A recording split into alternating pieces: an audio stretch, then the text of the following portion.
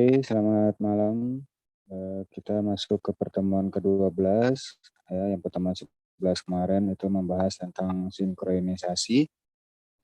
Nah, pertemuan ke-12 hari ini yaitu tentang deadlock.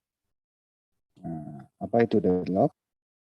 Nah, di sini untuk CPMK-nya yang kalian dapatkan yaitu mahasiswa-mahasiswi mampu memahami sebuah definisi konsep dasar deadlock serta eh, memahami tentang penanganan masalah deadlock. Oke, selanjutnya untuk topiknya, ya, untuk topiknya di sini Bapak membahas yaitu tentang deadlock dan strategi model serta problem pada deadlock.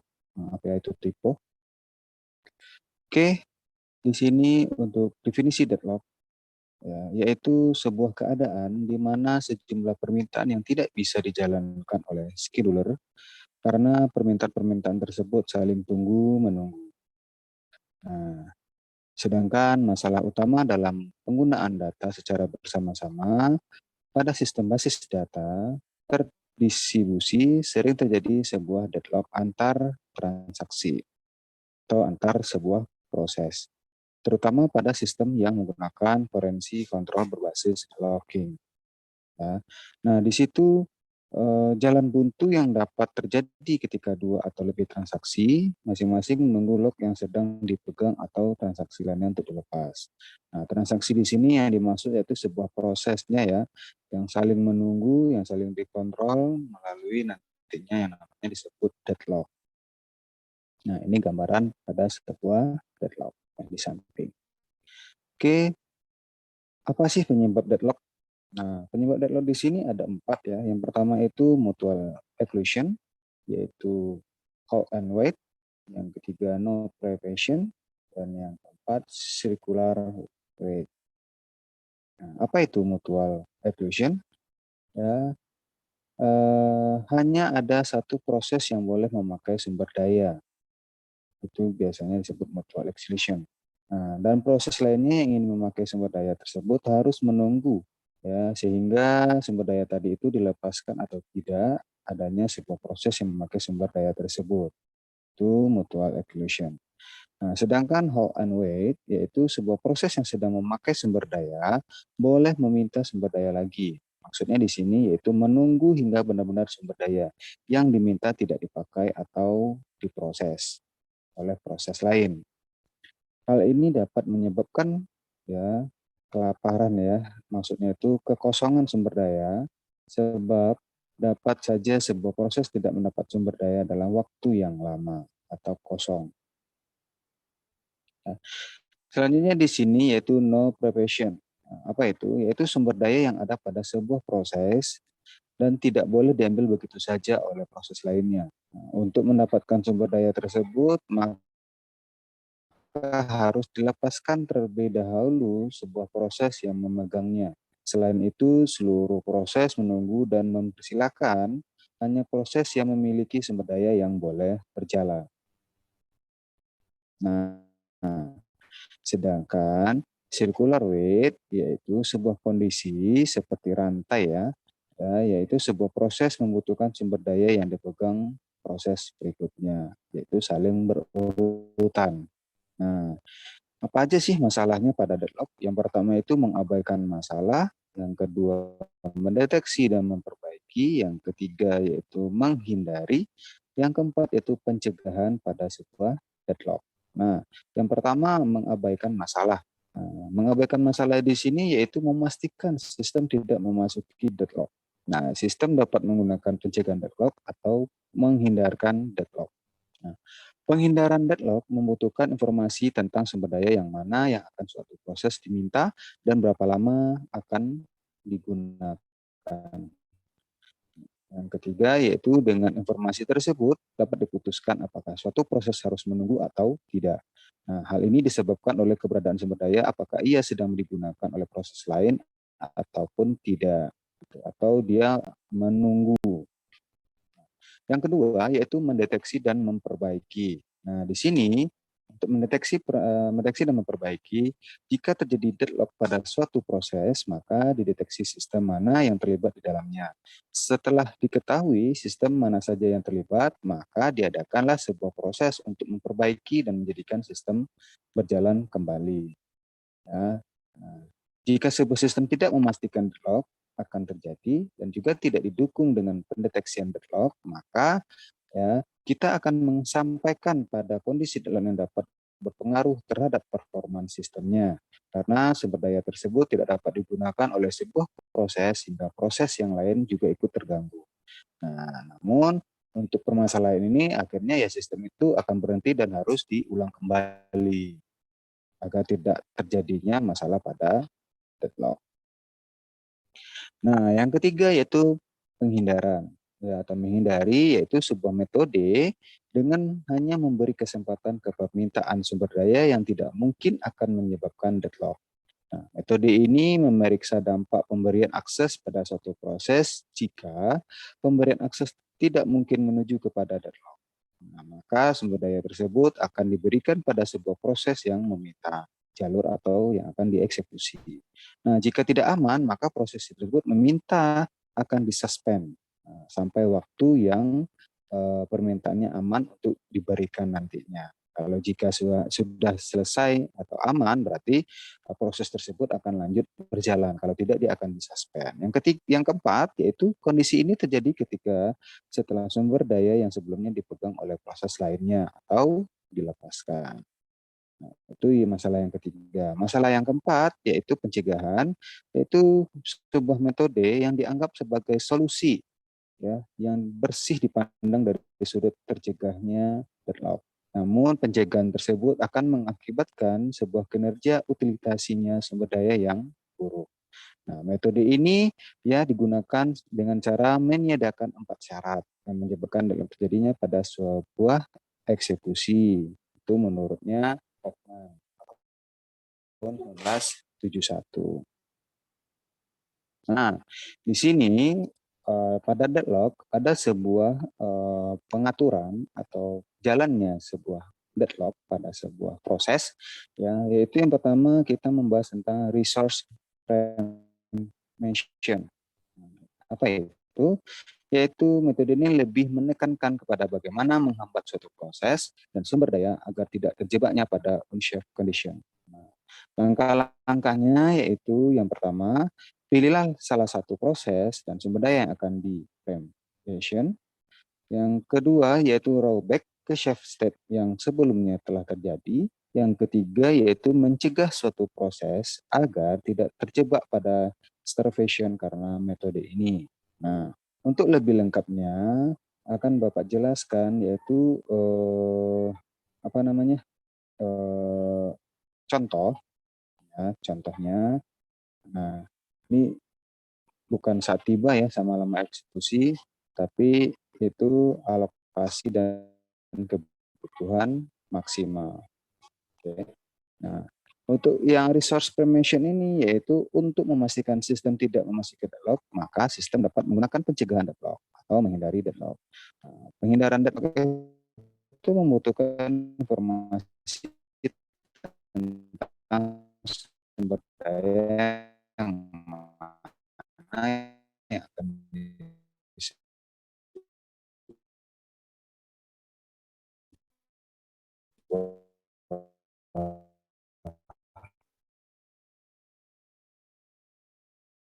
Oke, Bapak ulang lagi, tadi putus-putus jaringan Bapak.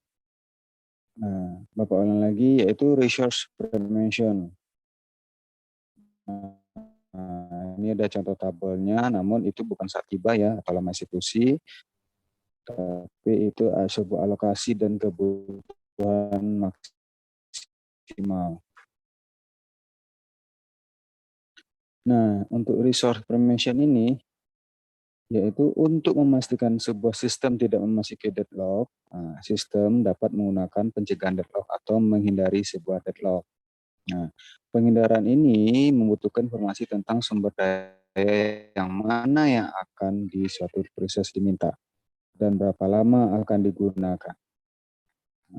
Dengan informasi tersebut, dapat diputuskan apakah suatu proses harus menunggu atau tidak. Nah, hal ini disebabkan oleh keberadaan sumber daya, apakah ia sedang digunakan oleh proses lain atau tidak. Oke, lanjut aja ke contohnya. Nah, di sini ya ada sebuah contoh tentang resource prevention, ya, yaitu suatu sistem komputer yang mempunyai dua buah sumber daya A dan B.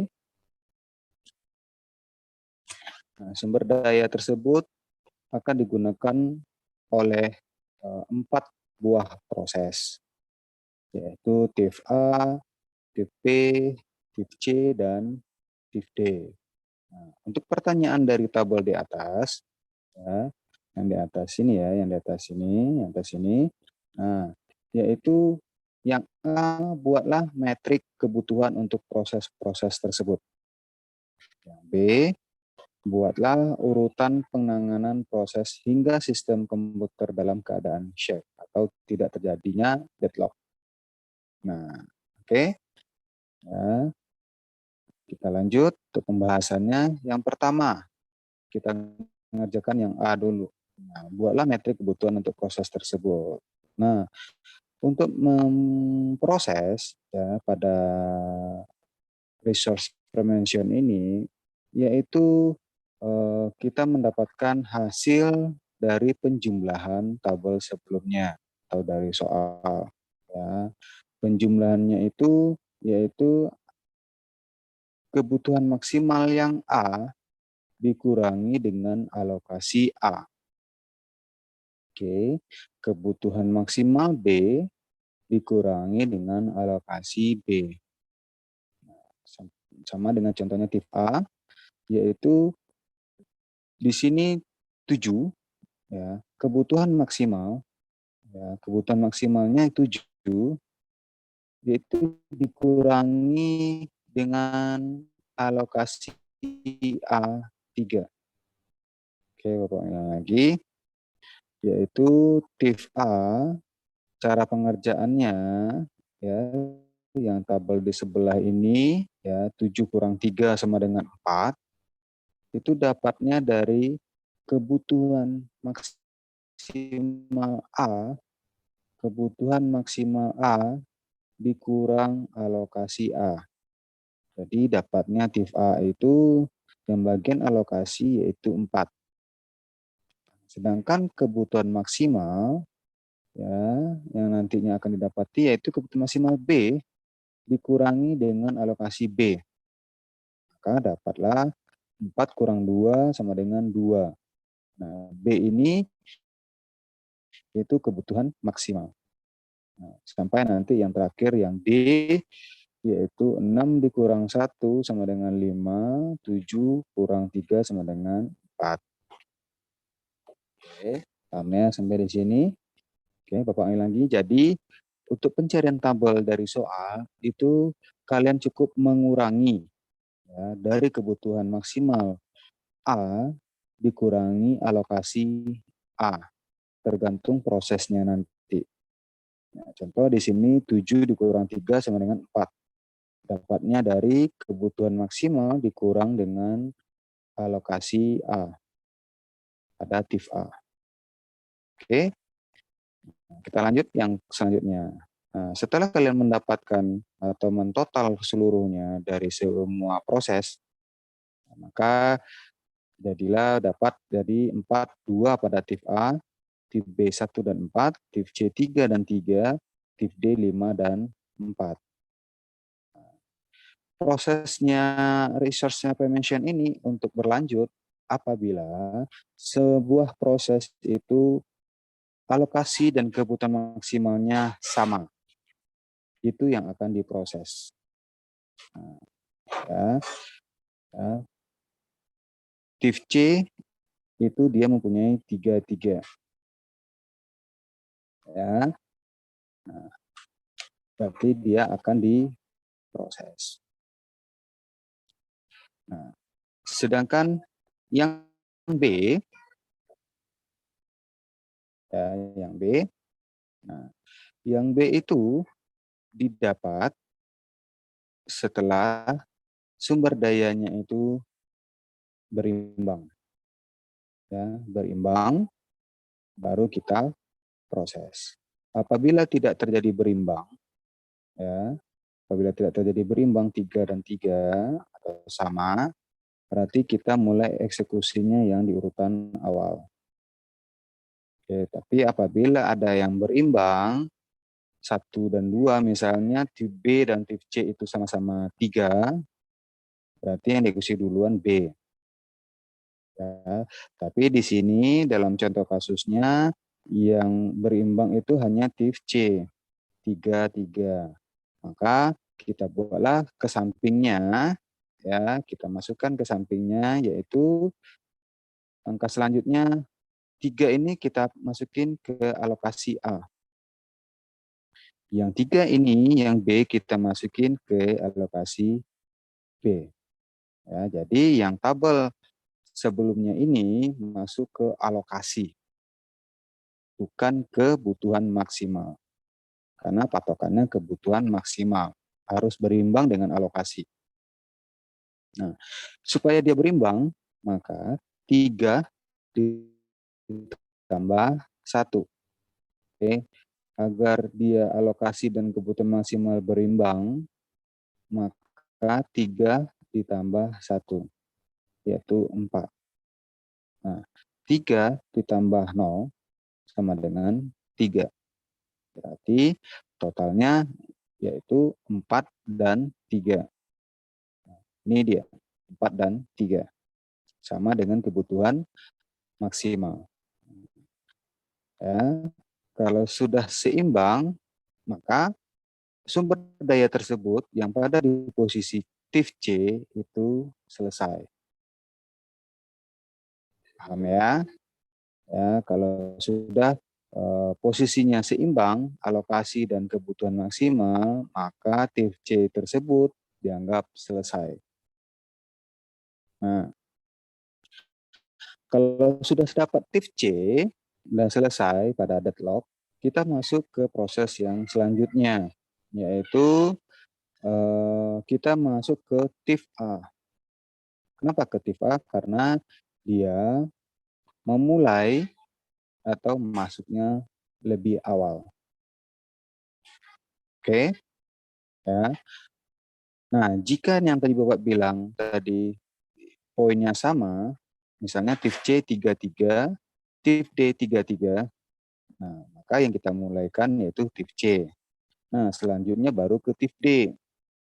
Nah, tapi seandainya cuma 1, maka kita lanjut ke yang kondisi yang masuk awal, yaitu TIF A.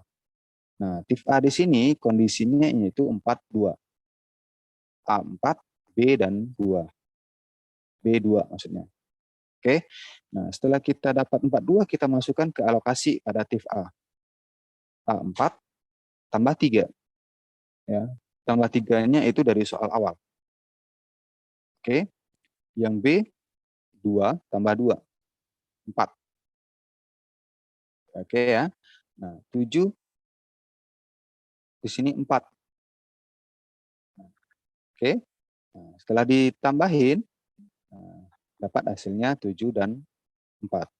Maka alokasi dan kebutuhan maksimal pada TIF A itu sama-sama 7, 4, 7, 4. Nah, maka TIF A itu dianggap selesai. Ya. Nah, untuk langkah selanjutnya, berarti kita proses ke TIF B. Karena TIF A dan TIF C dan TIF A sudah kita selesaikan deadlock-nya. Nah, selanjutnya ke TIF B. Nah, B di sini ya itu mempunyai sumber dayanya 1 dan 4. Langsung kita masukkan ke alokasinya, yaitu 2 tambah 1 sama dengan 3, 3 ditambah 4 sama dengan 7. Nah, maka alokasinya yaitu 3 dan 7. Maka TIF B alokasinya dengan kebutuhan maksimalnya yaitu sama-sama 3 dan 7, kebutuhan maksimalnya 3 dan 7. Maka sumber daya pada TIF B itu selesai. Oke, nah selanjutnya yang terakhir, TIF D yang belum kita proses. Dia masih terjadi deadlock. Nah, sama caranya yaitu 5 dan 4 pada sumber daya TIF D. Nah, di sini sumber daya TIF D kita masukin ke alokasinya pada TIF D, yaitu 1 tambah 5 sama dengan 6, B3 tambah 4 sama dengan 7, maka totalnya yaitu 6 dan 7 pada alokasi TIF D, kebutuhan maksimalnya 6 dan 7. Maka selesai sudahlah pada pengerjaan TIF D pada terjadinya sebuah deadlock. Nah, jadi urutan penanganan proses agar tidak terjadinya deadlock yaitu dimulai dari TIF C, TIF A, TIF B, dan TIF D. Maka selesai sudah dalam antrian sebuah deadlock. Oke, sampai di sini penyampaian materi yang Bapak sampaikan ke kalian. Apabila tidak paham, silakan tanya. Nah, ya, di dalam diagram ini atau materi ini, setiap video itu Bapak sengaja untuk ada yang salah-salahnya ya, supaya kalian memperhatikan dan bertanya, tidak hanya melihat saja. Nah, oke, kalau ada yang kelihatannya rancu atau ada yang salah angka-angkanya, japri aja Bapak, ya, japri aja Bapak, Pak ini kok bisa kayak gini, tanya. Oke, ya, kalau kalian diam berarti ya semoga nilai UASnya aman juga nantinya, karena ini masuk UAS. Oke, sekian dulu materi tentang deadlock ini hingga contohnya. Nah, Bapak harap kalian mampu membahas dan mendapatkan nilai yang baik nantinya pada deadlock. Oke, sekian dulu. Terima kasih. Selamat malam. Sampai jumpa di materi nanti di pertemuan ke-13. Bye-bye.